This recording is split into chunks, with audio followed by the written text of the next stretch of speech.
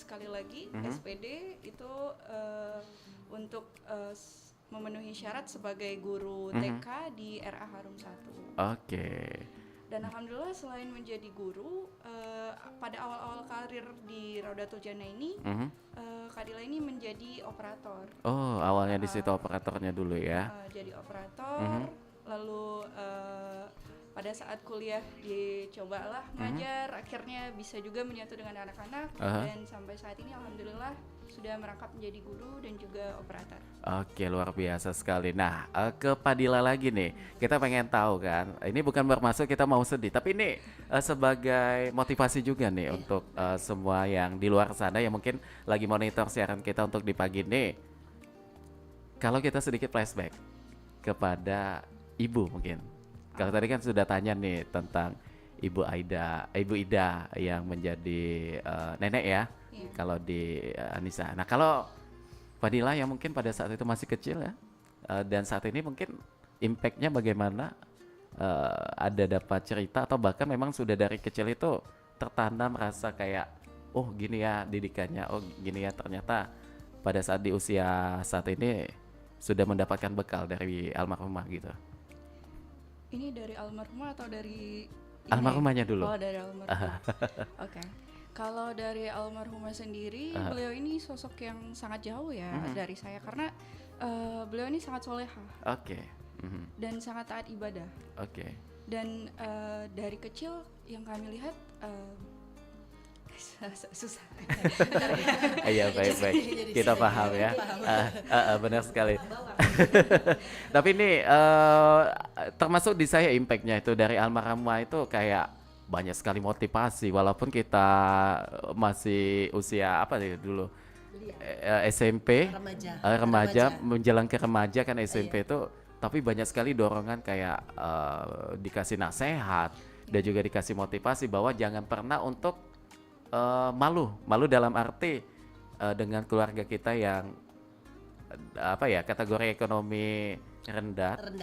Tapi kita harus punya cita-cita tinggi. Betul sekali itu. Itu ditanam oleh almarhumah dan sampai detik ini saya sebagai muridnya juga itu terdorong sekali gitu. Dan makanya dari detik itu juga saya kayak bukan meninggalkan sih kayak ke teman-teman tuh, ayo dong kita dengan hal-hal positif untuk apa kita menghabiskan waktu dengan hal-hal yang tidak bermanfaat dan nanti akan menjadi sebuah penyesalan gitu ya. Termasuk di Padilla juga ternyata impact-nya luar biasa.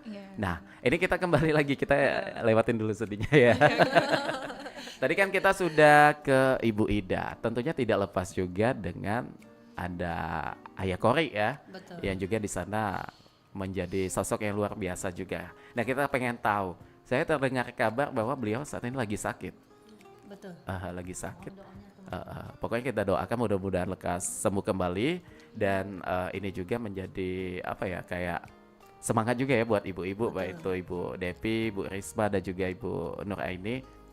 Kebalikannya tadi ibu kita sudah tanya, kita pengen menyentuh sedikit mengenai ayah.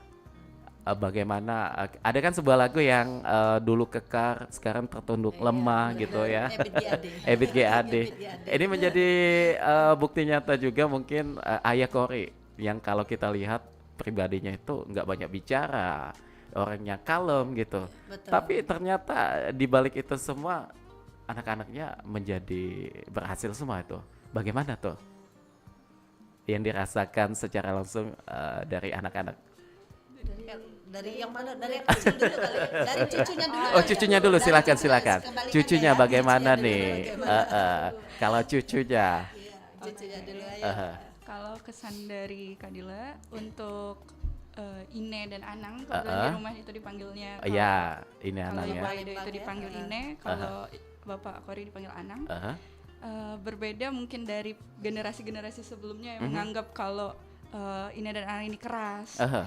Untuk di zaman kami alhamdulillah Ine masih disiplin, masih keras. Akan tetapi kalau Anang ini lebih ke sisi lembutnya.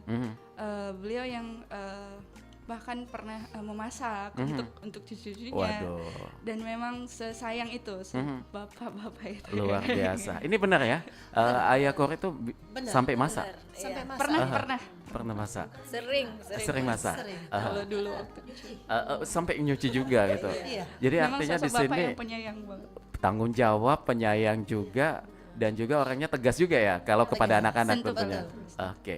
Nah, ungkapan mungkin kepada Ayah Kori yang ini menjadi doa juga untuk kita semuanya. Jadi sedih kita deh. Jadi sedih, tapi ini momennya untuk Jadi saat sedih. ini kita akan mengungkapkan semua itu karena ya tidak ada mereka, mungkin kita tidak akan bisa ada di titik ini gitu.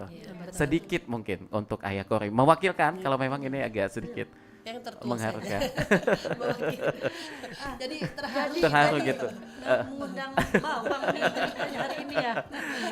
Karena ini ungkapan terima kasih kita kan gitu. Baiklah Bapak Ilham, berbicara mengenai ayah. Kalau tadi dengan sosok ibu yang sangat tegas dan sangat disiplin, sekarang saya bicara tentang ayah. Ayah itu yang tadinya, aduh kok jadi Orangnya Bicara memang ayah, kalem ya. ya berbicara masalah ayah kok jadi Mewek memegang nih. air mata ya. Kalau ayah itu kalau untuk saya ya kita halangi dulu daripada dia menangis. Bahaya karena saya menangis bahaya. Kalau saya menangis malu juga dong. Tentara dong. Nanti dibilang tentara Iya, cengeng. iya. Tapi apapun ceritanya ya tentara juga manusia. Manusia biasa apalagi tetap. wanita ya. Baiklah kalau untuk pribadi saya, sosok seorang ayah itu yang saya rasakan dari kecil, memang beliau tidak banyak bicara, Kelihatan. pendiam. Tetapi beliau begitu sayang dengan anak-anaknya. Jadi dalam bukan kata orang yang masak itu harus ibu, Tidak. Ayah itu kadang mencuci buat kami, Luar biasa sekali itu masak. ya. Dan saya ingat waktu saya TK, itu semua ayah Yang mengurusnya. dari alhamdulillah. Karena pada saat itu ayah juga kerja, ibu juga namanya kita orang susah ya, ibu berjualan ya yuk, berjualan ibu itu dalam kredit ya, kredit barang-barang kemana apa aja dijual, yang penting buat kami Buat makan, anak. buat anak-anak ya. Di situ sosok ayah buat saya itu luar biasa. Bayangkan saja dari menguncir rambut saya saja. Waduh, itu sampai ayah. sampai di situ Sampai di titiknya. situ ya titik. Jadi ayah itu memang terkenal kalau orang bilang kan ayah itu tegas, keras, tapi tidak. Ayah itu sosok seorang tua yang sangat lembut. Kemudian beliau sangat mengerti kami dari segi makanan. Walaupun bukannya semuanya ayah tidak, ayah dan ibu, tetapi sosok ayah itu luar biasa memperhatikan kami sampai kami pun besar. Kadang-kadang ayah itu masih masuk dapur untuk gitu. memasakkan makanan buat kami. Waduh, kangen mungkin ya. Kan juga sangat kangen dan melihat kondisi ayah sekarang ini, kami namanya usia beliau sekarang udah masuk 78 tahun. 78. Alhamdulillah masih diberikan kesehatan walaupun agak-agak susah untuk keluar lagi, udah susah keluar rumah maksudnya itu. Tetapi beliau dengan kondisi seperti itu masih sangat perhatian buat kami. Luar biasa. Sampai detik-detik ini Sampai ya. detik ini. Luar biasa sekali. Untuk ayah. Jadi memang Mance Bice, kenapa saya menanya soal Ibu Ida dan juga Ayah Kori? Ya karena saya juga termasuk ada didikannya juga di situ. Bagaimana cara Ibu Ida menghadapi kami pada saat itu kan. Dan saya sampai tidak berkutik dia kayak itu. Sampai mau ke WC pun ditahan dulu. Dengan dua sisi yang berbeda ya. Dua sisi yang berbeda. Ayah seorang Yang yang kalem, diam, tidak banyak bicara. Terus seorang ibu yang sangat tegas. Tegas Tapi ya. alhamdulillah dengan ketujuh anak bisa berhasil Bisa berhasil semuanya itu. Walaupun seperti yang Ibu Nur Aini tadi bilang bahwa ayah kami itu orangnya sangat gimana ya? Lembut, penuh perhatian, sampai sekarang pun dengan cucu-cucunya masih Banyak tapi itu demi anak-anak gitu. Betul. Oke, baik. Dari kita kalau ke Rodatul Jannah, siapa ini yang pencetus atau yang membuat nama Rodatul Jannah yang akhirnya ini kayak pakai nama Rodatul Jannah saja?